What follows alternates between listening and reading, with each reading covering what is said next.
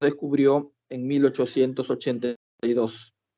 Tienen una tinción característica, se tiñen con coloración Gram, pero son Gram positivos débiles, por lo que hay una coloración especial que es la coloración de Ziehl-Neelsen o coloración ácido alcohol resistente. Siguiente, por favor. Bien, características de las micobacterias. Primero, que son ácidos resistentes, es decir, resisten a la decoloración con ácido alcohol.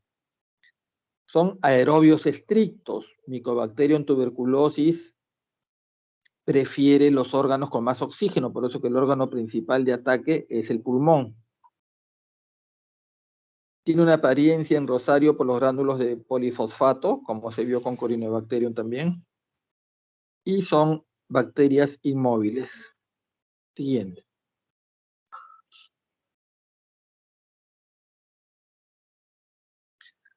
El Mycobacterium tuberculosis es un bacilo delgado, recto, con extremos redondeados, mide de largo 1,4 micras y de ancho 0,3 a 0,6 micras. Siguiente.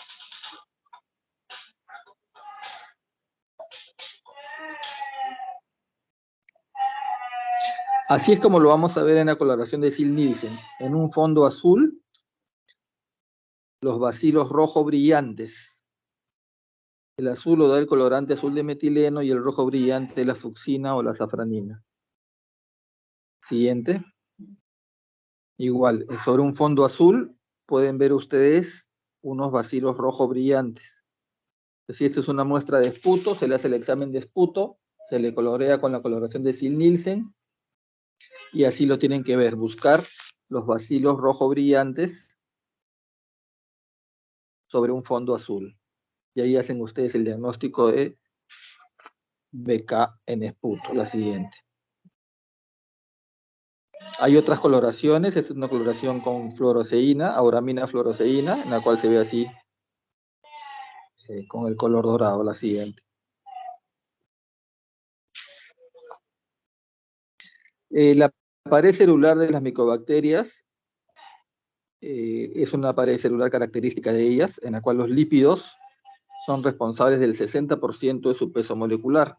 Tiene sus 4 capas de peptidoglicano, la arabinolactano, los ácidos micólicos, de ahí viene el nombre de micobacterias, que son ácidos grasos de cadena larga, y la capa más externa se encuentra constituida por lípidos, glicolípidos, lipoproteínas, como el factor cordón, y por mucósidos. La siguiente, por favor.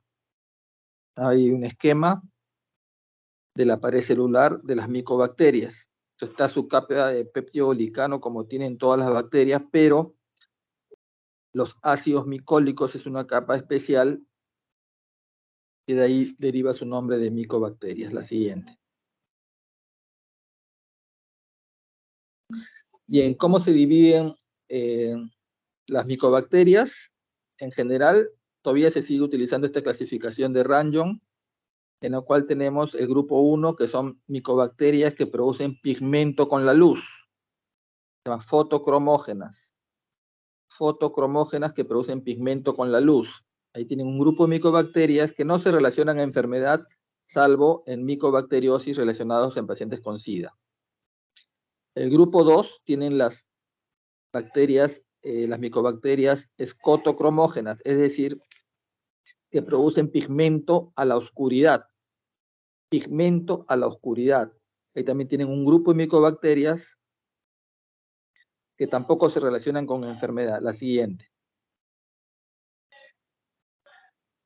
El grupo 3, en el grupo 3 está la gran mayoría de micobacterias, el grupo 3, que son no cromógenas, es decir, no producen pigmentos, ni con luz ni con oscuridad. Y ahí tienen varias micobacterias como el Labium, que también se relaciona en pacientes con SIDA, el intracelular con SIDA. Y ahí está el grupo de Mycobacterium tuberculosis, el Mycobacterium bovis, el Africanum y el ulcerans, ya que son los que producen enfermedad de tuberculosis. Hay un grupo 4, que es de crecimiento rápido, que también son micobacteriosis, solo producen enfermedad en pacientes con SIDA. Siguiente, por favor. Bien, entonces Las micobacterias se clasifican, esa fue la clasificación, digamos, de Ranjon, de acuerdo a la producción de pigmento, de crecimiento del cultivo, y hay una clasificación de acuerdo a la enfermedad. Entonces, hay micobacterias que producen la enfermedad de la tuberculosis. Se llama complejo Mycobacterium tuberculosis. Y ahí tenemos 4 especies principales. El Mycobacterium tuberculosis propiamente dicho, que es el que azota a nuestros países. El Mycobacterium bovis, que produce una tuberculosis en el ganado, y del cual se extrae la vacuna de la BCG, el bacilo de Calmette-Guerin, que nos han puesto a todos la vacuna en el hombro derecho, es un Mycobacterium bovis. En base a esa bacteria está hecha la vacuna. Recuerden, ya Mycobacterium bovis. El Africanum también produce tuberculosis y el Microti tuberculosis en rata. También ahí puede entrar el Mycobacterium ulcerans, que también se ha descrito como que produce tuberculosis. El otro gran grupo son los Mycobacterium leprae, que produce la lepra, y las micobacterias atípicas que no producen tuberculosis, se llama micobacteriasis o micobacterias no tuberculosas. Son más de 100 especies, son ambientales y oportunistas y que se encuentran en pacientes, sobre todo inmunosuprimidos. Bien, vamos a referirnos fundamentalmente al Mycobacterium tuberculosis. La siguiente, por favor.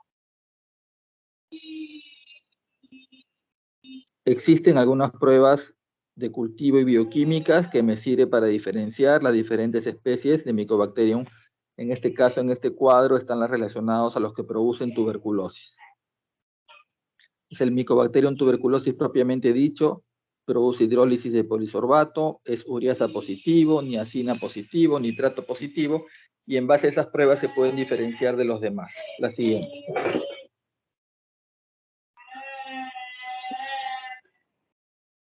En su cultivo, como les decía, el Mycobacterium tuberculosis es aerobio obligado. No crece sin oxígeno. El medio de cultivo es un medio que requiere papa, huevo. El nombre es el medio de Lowenstein-Jensen. Es de crecimiento muy lento. Para tener un cultivo positivo se tiene que esperar por lo menos 10 a 20 días de incubación para ver el desarrollo. Sus colonias son pequeñas, secas y de aspecto escamoso. Su pH óptimo es de 7, pero crece en un rango de 6 a 7.6. Siguiente, por favor.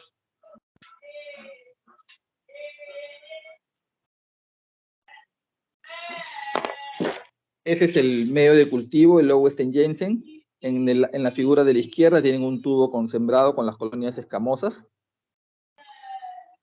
Y a la derecha, cómo es el medio de cultivo. En la figura de la derecha hay un tubo sin sembrar, que es de color verde, y a su derecha, propiamente dicho, hay otro con crecimiento de las colonias escamosas, amarillo escamosas. La siguiente. Así se ven las colonias en el lagar. Siguiente. Bien. Su fuente de carbono y energía preferida es el glicerol.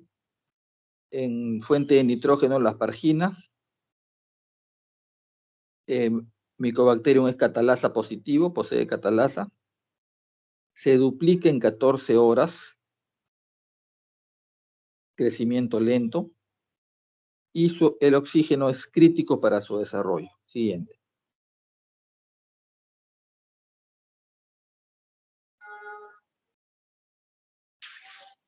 Los cultivos pueden permanecer viables y virulentos por 12 años, pero si están expuestos a la luz solar, se destruyen en 2 horas. Si están en el esputo, sobreviven 30 horas. Y si están a la sombra, sobreviven 8 meses. Es por eso que todos los hospitales que se especializaron para tuberculosis se colocaron en zonas donde hay bastante sol. El hospital que tenemos al costado de la facultad, el Hipólito Unanue, fue inicialmente un hospital de tuberculosis. Cuando les toque rotar ahí, Si hay un tuberculoso que ha eliminado su esputo y ha caído en sombra, ahí está el BK, que puede vivir hasta 8 meses. Hasta 8 meses. Si cayó al sol, se destruye en 2 horas. En el caso de la leche en la cual se transmitía la Mycobacterium bovis, ya el Mycobacterium es destruido por la pasteurización y digamos que ya no tenemos tanta enfermedad por Mycobacterium bovis en seres humanos. Siguiente, por favor.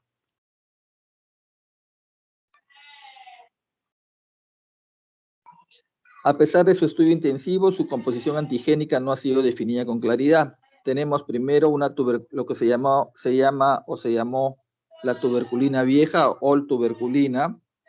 Es un extracto antigénicamente crudo, preparado de caldos de cultivo de 6 semanas de incubación, que se hierven, se filtran por evaporación, y el componente activo es una proteína termoestable de 32 kilodaltons. Siguiente. En base a esa tuberculina vieja se creó otro derivado proteico purificado, así se le llama derivado proteico purificado, que es el PPD, que esa es la prueba que nos colocan a todos para hacer despistaje de tuberculosis. Eso es un preparado parcialmente purificado de la tuberculina vieja y está constituida por 2 tuberculoproteínas de 2 y 9 kilodaltons.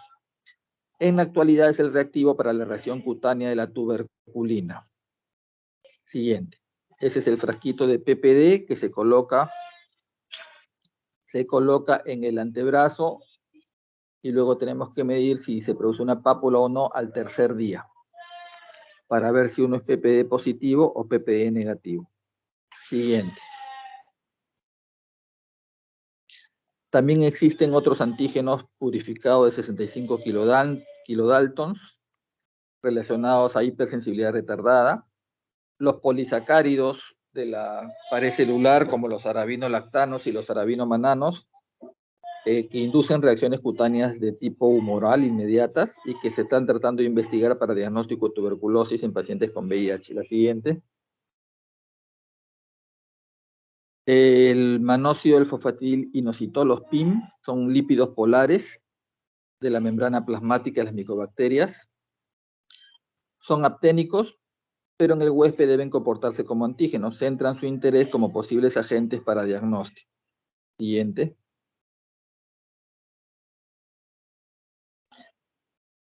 Factores de patogenicidad. Tenemos la cera D y el muramil-dipéptido. Son péptido-glicolípidos compuestos por los componentes de la pared celular, adyuvantes de la respuesta inmune. La trealosa 6,6-dimicolato es el conocido como factor cordón, debido a que cuando los BKs o los bacilos de Koch se aglomeran como cordones, son más virulentos, digámoslo así. Siguiente. Creo que hay una imagen, ahí está. Esa es una coloración de Sil-Nielsen y los BK se han agrupado como cordones. Eso es por el trealosa 6,6-dimicolato, el factor cordón, en cepas más virulentas. Siguiente.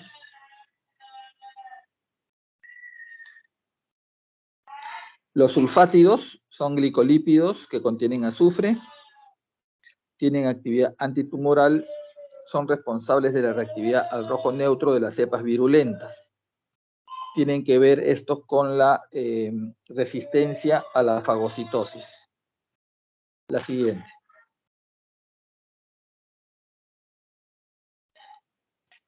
Bien. Tuberculosis hay en todo el mundo.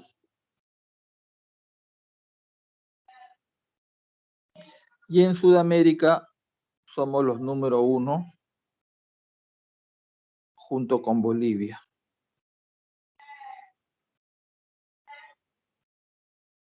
En eso nadie nos gana. La siguiente. Este es un cuadro, vean, del 2009, donde se reportaban 33,000 casos promedio de tuberculosis al año. Y lo he dejado ahí porque no ha variado mucho. Vamos al siguiente cuadro.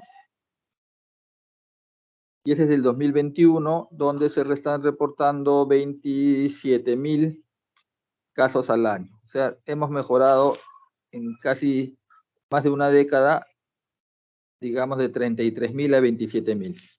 Ahora con la pandemia de coronavirus, que se ha dejado de vacunar y se ha dejado de hacer seguimiento, vamos a ver cuáles son las cifras reales recién en este año 2023. Pero seguimos teniendo, para que se les quede grabado, un promedio de 30.000 casos al año de tuberculosis. Lima y Callao sigue siendo las regiones con mayor cantidad de casos. Ahí tienen en rojo otras regiones, la selva, Ica, también en rojo. Y sobre todo Lima Callao concentra también los casos de tuberculosis multidrogo resistente y extremadamente resistente, que son actualmente un problema de salud pública mundial. Siguiente, por favor. En 1993, la OMS declara que la tuberculosis ha adquirido carácter de emergencia mundial.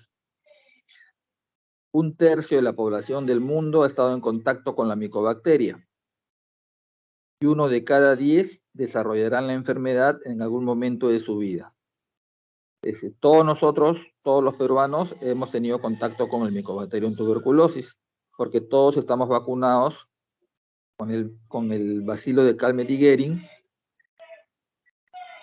en el nacimiento. Todo recién nacido recibe la vacuna en el hombro derecho. Tienen que mirarse su hombro derecho y tienen su marquita. Ese es de la tuberculosis. El que no recibió la BCG, pues en algún lugar ha tenido contacto con el Mycobacterium, ya sea en el transporte público, en algún lugar conglomerado de gente, que alguien tosió y ya tuvimos el contacto. El 1% de la población del mundo adquiere la infección cada año. Una persona con tuberculosis bacilífera infecta 15 personas en el transcurso de un año. Siguiente.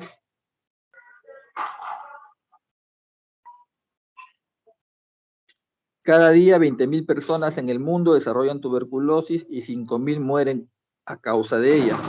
Una persona se infecta cada 4 segundos, una persona muere cada 17 segundos. Al terminar esta clase de 1 hora aproximadamente, habrán muerto 211 personas por tuberculosis. Las muertes constituyen el 25% de la mortalidad evitable en países en desarrollo. Y es la segunda causa mundial de mortalidad después del SIDA, causada por un agente infeccioso.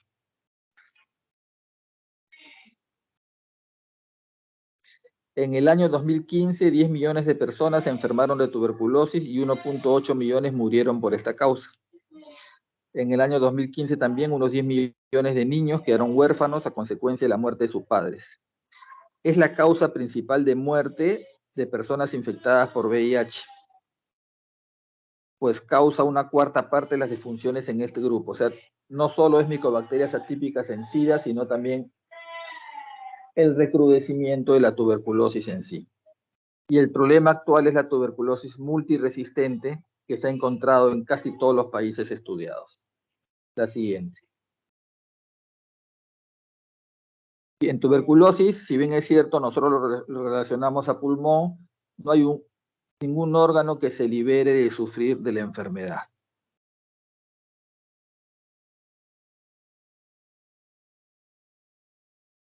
Siguiente.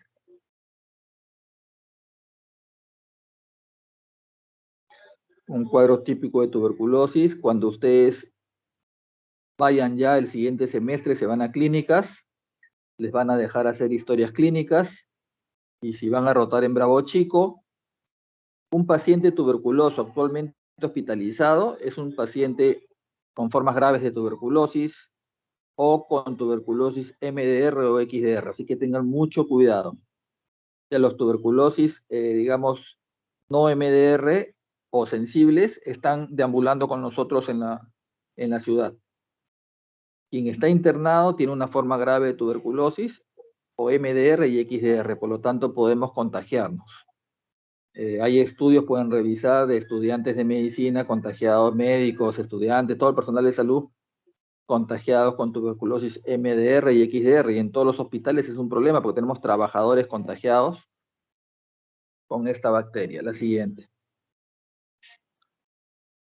Pulmón es el órgano, digamos, principal o el órgano preferido, digámoslo así, de las micobacterias por el oxígeno.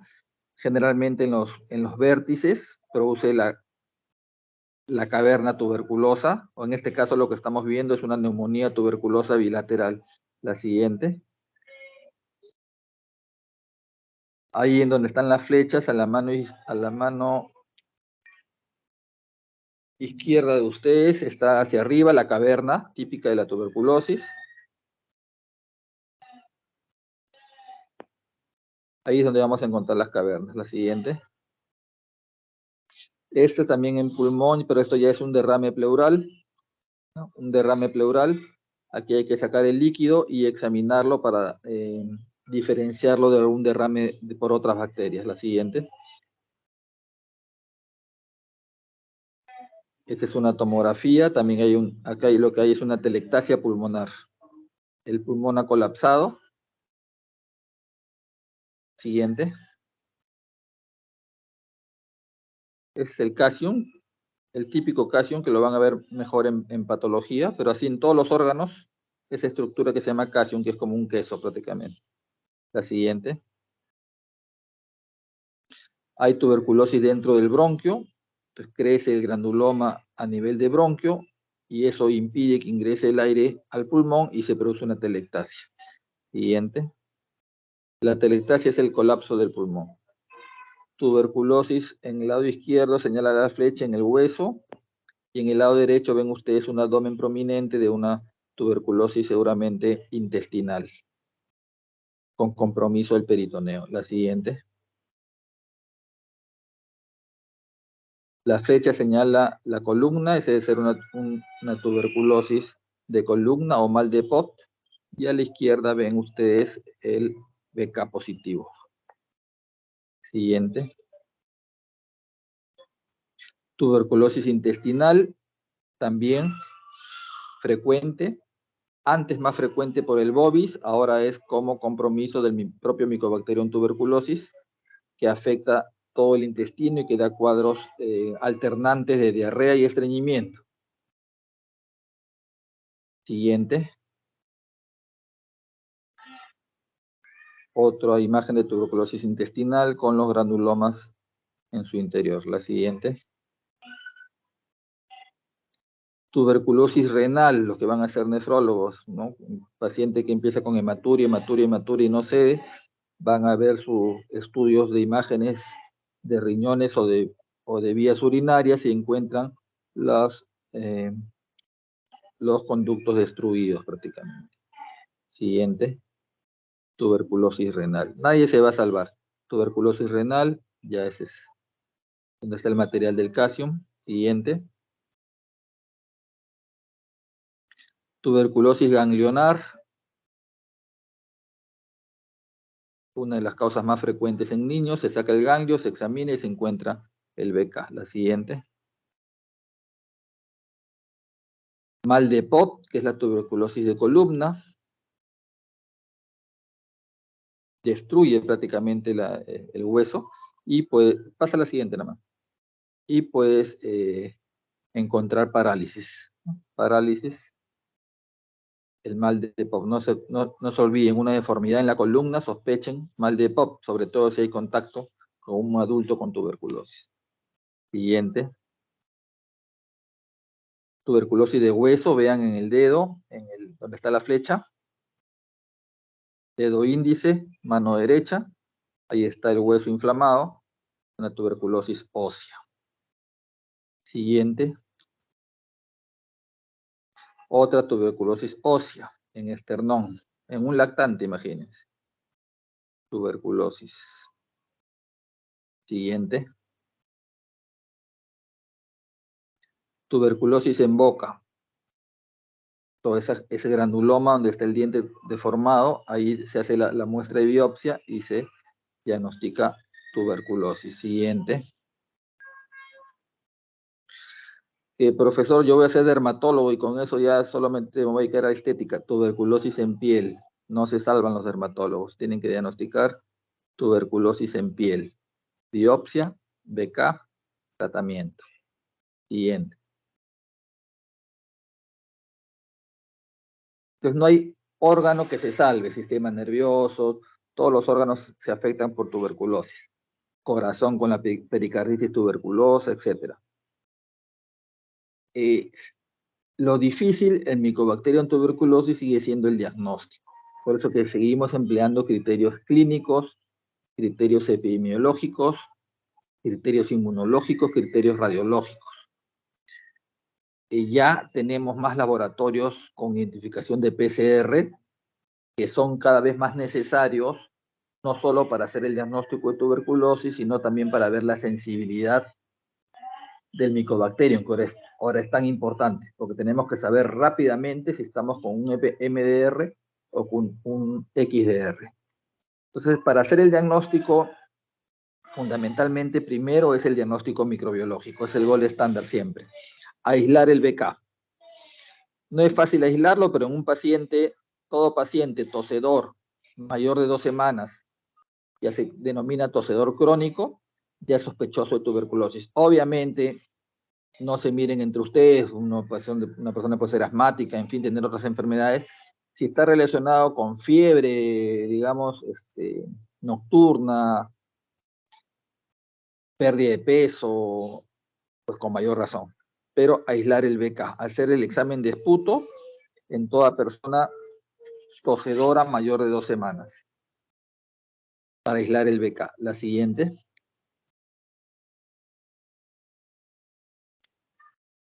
Hay que tomar la muestra de esputo, de jugo gástrico, si es un niño que se traga el esputo. La siguiente. Si se sospecha en tuberculosis renal, hay que colectar la orina. Tuberculosis digestiva, las heces. Siguiente, líquido cefalorraquídeo, si es una tuberculosis del sistema nervioso, o líquido pleural si hay un derrame.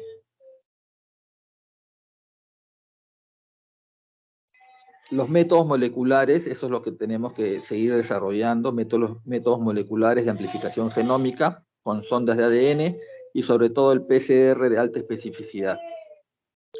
Esas pruebas de PCR son las que ya se están haciendo en laboratorios del Instituto Nacional de Salud para determinar también sensibilidad del micobacterio.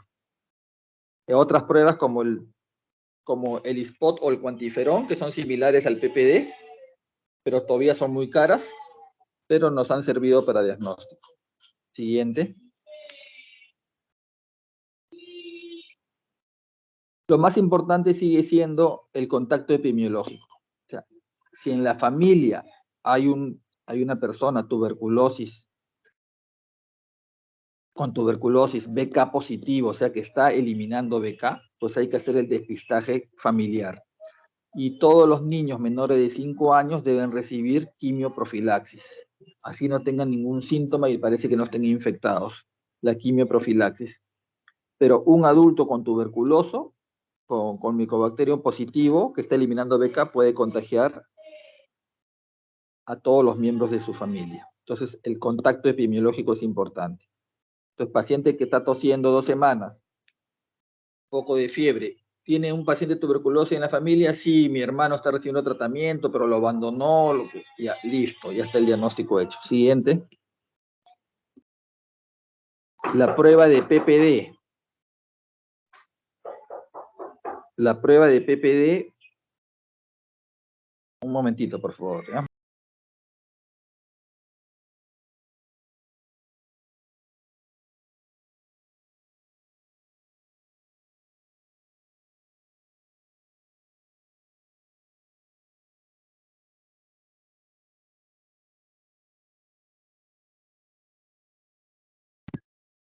Ya, la prueba de PPD es una prueba en la cual nos colocamos este derivado proteico purificado en el antebrazo y se lee al tercer día, también conocida como prueba de tuberculina.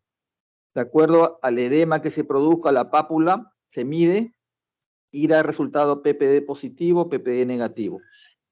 El PPD positivo no significa que tengas tuberculosis.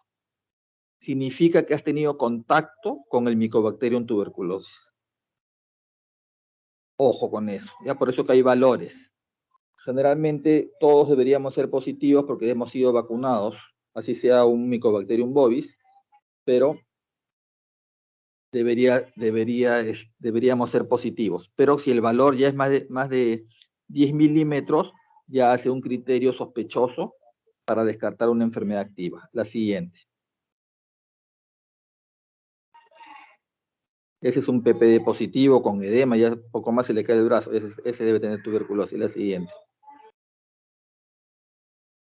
Criterio radiológico, obviamente. Si tengo una radiografía y veo una caverna, ya tengo un criterio, así no haya aislado el Mycobacterium, sumo un criterio para el diagnóstico de tuberculosis.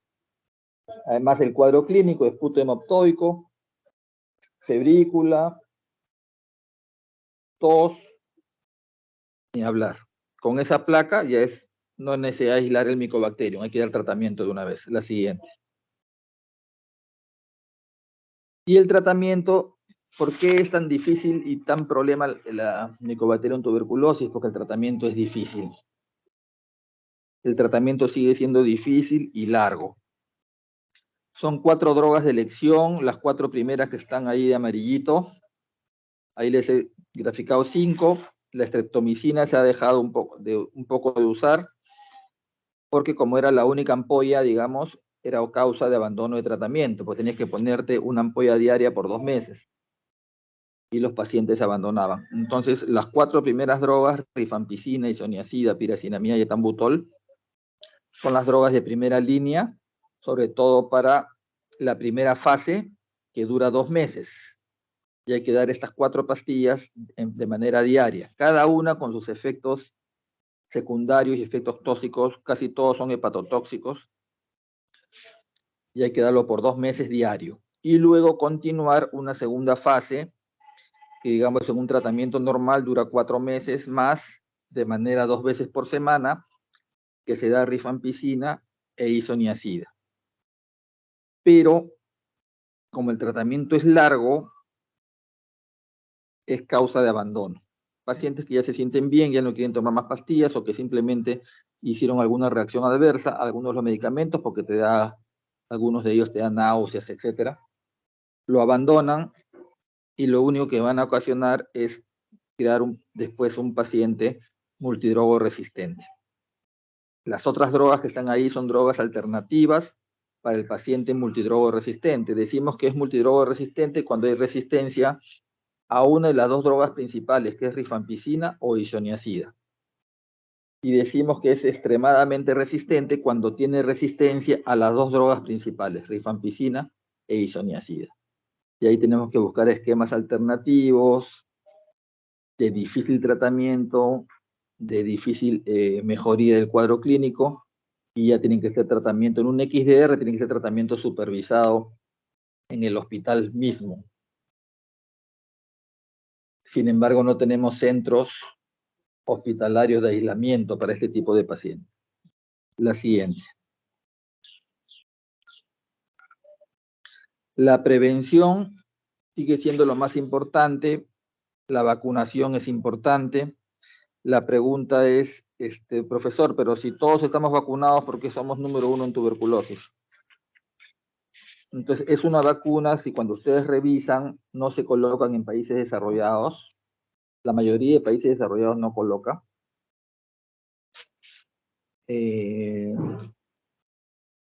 Como les dije, es una vacuna a base de Mycobacterium bovis. Lo que se ha demostrado con la vacuna es una disminución de los casos graves de tuberculosis, una disminución de meningitis tuberculosa y de tuberculosis miliar, que es la tuberculosis generalizada. Eso se ha demostrado. Para eso es útil la vacuna, pero no para que si me vacuné no me voy a enfermar. Ojo, ¿ya? Entonces esas vacunas que en otros países no colocan, pero que sí se ha demostrado que protege de formas graves y por eso nosotros seguimos vacunando contra tuberculosis con este bacilo de Calmet y Guerin, la BCG. Siguiente. Tuberculosis MDR, un problema actual. Y peor todavía, la siguiente. La tuberculosis XDR. XDR ya reportada en casi todos los países. Ya reportado en casi todos los países. En el Perú, Lima y Callao fundamentalmente. Siguiente. Pregunta del ENAM 2020. A ver, dice. Mujer de 35 años. Hace 3 semanas cursa con malestar general, hiporexia, luego se agrega febrícula, sudoración nocturna. Ya tiene el cuadro clínico. Ingresa a emergencia somnolienta con cefalea intensa y vómitos. Al examen rigidez de nuca, Kernin positivo, ya tienen una meningitis. Una meningitis de evolución, digamos, lenta, porque ya te habla de 3 semanas de enfermedad. Entonces, ahí tienes la sospecha. ¿Cuál es el examen de elección? Les ponen ahí como alternativa tomografía cerebral. La tomografía te puede ayudar si es que ves granulomas. El PPD te dirá positivo o negativo, pero no necesariamente te confirma enfermedad. La placa de tórax, bueno, si bien es cierto, puede ser una meningitis tuberculosa secundaria a una tuberculosis pulmonar, pero también puede ser de inicio directo. Y te ponen un examen que es el test de ADA en líquido cefalorraquídeo. Y esa es la respuesta. El test de ADA es una enzima que es la adenina desaminasa, que es útil para el diagnóstico de tuberculosis en secreciones, digamos, extrapulmonares. Una TBC pleural que hay líquido, ahí sirve el test de ADA. Una TBC, un líquido cefalorraquídeo, ahí me sirve el test de ADA. Que indirectamente me dice que hay un predominio linfocitario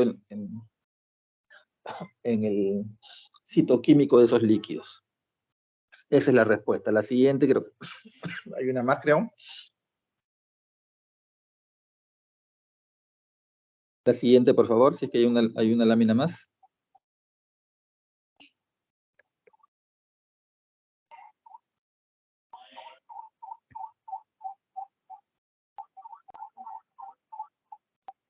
Bien, otra pregunta de Elena. Varón de 35 años, consulta por presentar desde hace 3 semanas, tos, disnea y pérdida de peso no cuantificado. Temperatura 38 grados, crepitantes en tercio superior, roncantes difusos.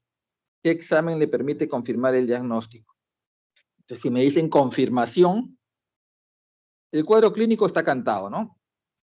Está cantado. Pero si me piden confirmar el diagnóstico, tengo que encontrar el BK en esputo. Esa es la respuesta, la A. BK en esputo. BK en esputo. Entonces, si se dan cuenta, la pregunta del ENAM les dan el cuadro clínico típico de una tuberculosis. Simplemente hay que buscarle el truco a las respuestas. Si me piden confirmación, ¿cómo confirmo? Solamente aislando la micobacteria. O salvo que me pongan ahí PCR, como una alternativa al BK en esputo, que no pongan BK en esputo. Pero la única manera de confirmar una infección es a través de aislar o de identificar el germen. Muy bien, creo que esas eran las dos últimas. No sé si hay otra más. Las referencias. Muy bien, chicos, ese es el resumen de tuberculosis. Revisen bastante tuberculosis. Bájense la guía de tuberculosis porque tienen todos los esquemas de tratamiento de primera línea, de segunda línea, cuando el paciente es MDR, cuando el paciente es XDR. Hay una guía del Ministerio de Salud, una norma técnica de tuberculosis, para decirlo precisamente. Bájense esa norma técnica, revísenla. Ahí también están las pruebas diagnósticas más modernas que tenemos, sobre todo para ver lo que es sensibilidad, porque tuberculosis es un problema de salud pública. Todo el que investiga sobre tuberculosis va a ganar premio, así que tienen que ser una bacteria que se dediquen a investigar, a conocer. Todavía no hay un tratamiento sencillo como ustedes pueden verlo, y por eso que sigue siendo un problema de salud pública. Así que revisen más sobre esta bacteria. No sé si hay alguna pregunta, chicos.